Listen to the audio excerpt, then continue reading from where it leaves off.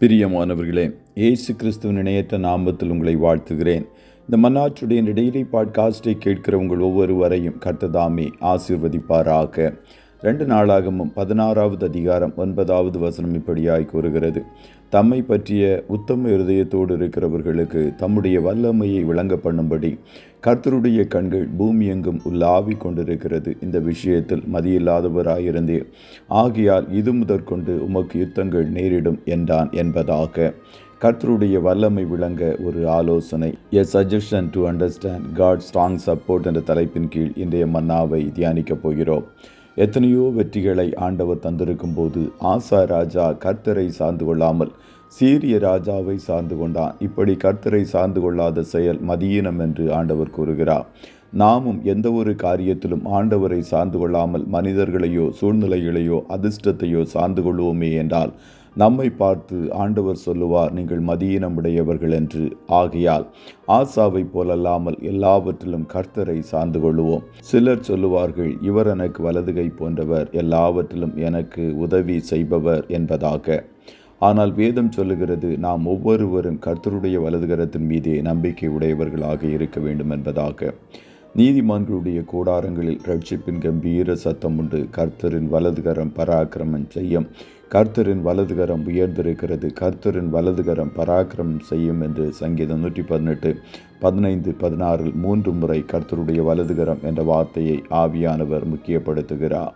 இதே சங்கீதம் 8, 9 வசனங்கள் கூறுகிறது, மனுஷனை நம்புவதை பார்க்கலும் கர்த்தர் பேரில் பற்றுதலாயிருப்பதே நலம், பிரபுக்களை நம்புவதை பார்க்கலும் கர்த்தர் பேரில் பற்றுதலாயிருப்பதே நலம் என்பதாக. பாபிலோனியரால் அழிக்கப்பட்ட ஆலயத்தை திரும்ப கட்டும் பெரிய வேலையை செருபாபேல் முன்னின்று நடத்தினார். செருபாபேல் ஒரு தலைவன், ஆனால் அவனுக்கு ஆண்டவரிடமிருந்து வந்த வார்த்தை பலத்தினாலும் அல்ல, பராக்கிரமத்தினாலும் அல்ல, தேவனுடைய ஆவியினாலேயே ஆகும் என்பதாக.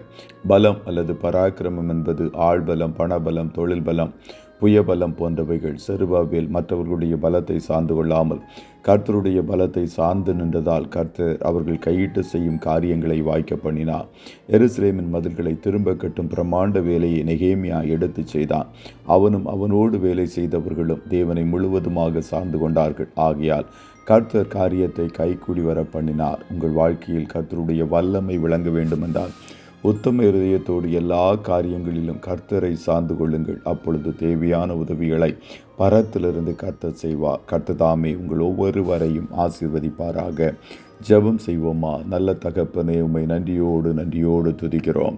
இந்த மன்னாச்சுடைய டெய்லி பாட்காஸ்டை கேட்கிற உடைய பிள்ளைகள் ஒவ்வொருவரையும் கர்த்தர் ஆசீர்வதிப்பீராக. தகப்பனே, எங்கள் எல்லா சூழ்நிலைகளிலும் நாங்கள் முழுவதுமாய் உம்மை சார்ந்து நிற்க கர்த்தர் எங்கள் ஒவ்வொருவருக்கும் நீர் உதவி செய்யும் என்று சொல்லி செபிக்கிறோம். இக்கட்டில் உதவி செய்யும். மனுஷனுடைய உதவி விருதா என்று வேதம் சொல்லுகிறது. நாசியிலே சுவாசமுள்ள மனுஷனை நம்பாதேயுங்கள், நம்பப்படுவதற்கு அவன் எம்மாத்திரம் என்றீரே.